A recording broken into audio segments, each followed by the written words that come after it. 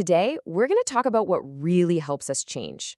We're diving into a pretty amazing theory from Carl Rogers, who basically said the secret to growth isn't some complicated trick. It's actually something way more human.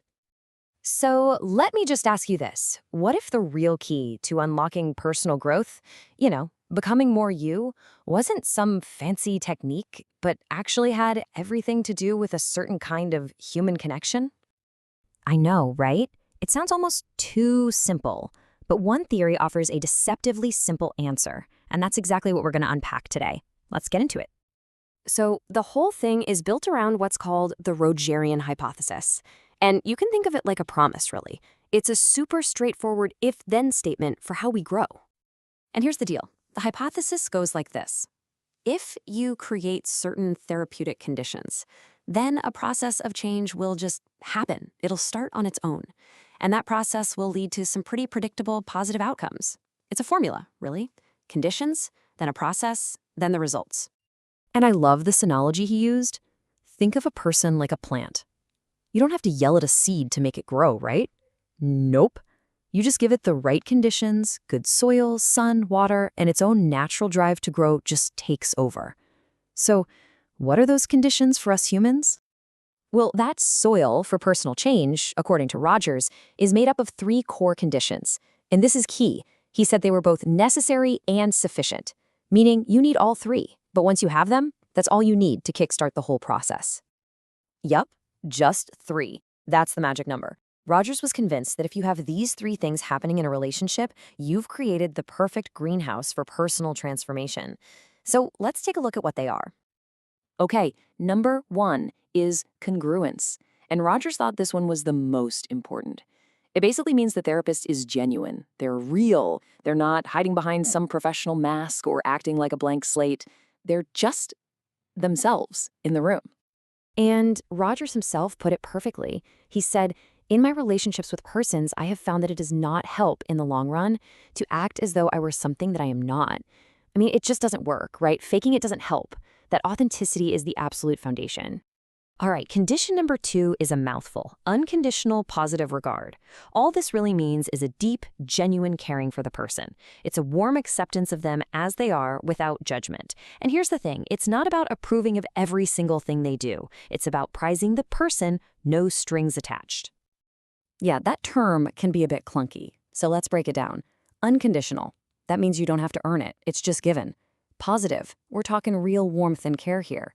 And regard, this is about seeing the other person as separate and valuable in their own right. When you put it all together, it's a really, really powerful kind of acceptance. And that brings us to number 3, empathetic listening. And this is so much more than just nodding along.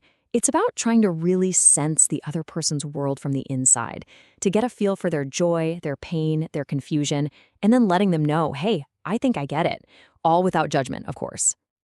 And this is such a critical distinction to make, the difference between empathy and sympathy. Sympathy is feeling sorry for someone. It kind of puts you above them, looking down. But empathy, that's about feeling with them. You're trying to stand in their shoes. Sympathy can feel isolating, but empathy, that's what creates connection. That's what's therapeutic. Okay, so you've got the 3 conditions. The soil is fertile. Now we get to the then part of that if-then promise. The process of change begins. And Rogers actually mapped this whole thing out as a journey, a continuum of 7 stages of transformation. Now, 7 stages can be a lot to remember, so we can kind of group them into 3 big steps. First, you've got resistance. This is where someone might be really closed off, not even aware of their own feelings. But then, with that safe environment, they move into exploration. They start to open up, talk about themselves, maybe question things they've always believed. And finally, you get the breakthrough. This is where real, tangible growth happens. They start accepting themselves, feelings and all, and can live with a new kind of freedom. So this whole journey, right, fueled by those 3 conditions, it leads to some pretty amazing and lasting outcomes. And we're not just talking about feeling a little better. We're talking about fundamentally becoming a more fully realized person. And a great way to think about the outcome is closing a gap. See, so many of us walk around with a should self, the person we think we should be, based on what our parents or society or whoever told us. It's a mask. And what this process does is help us peel back that mask and connect with our real self, the one that's guided by our actual feelings and experiences. You go from being anxious and rigid to open and flexible. And look at the concrete results. People become way more open to life, less defensive. They start to value themselves more, which, hey, makes them better at solving problems because they trust their own gut.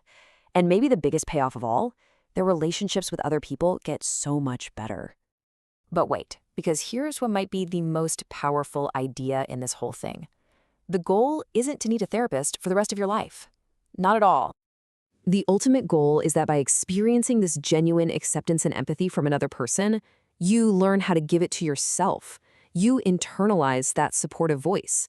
You basically become your own best therapist. How cool is that?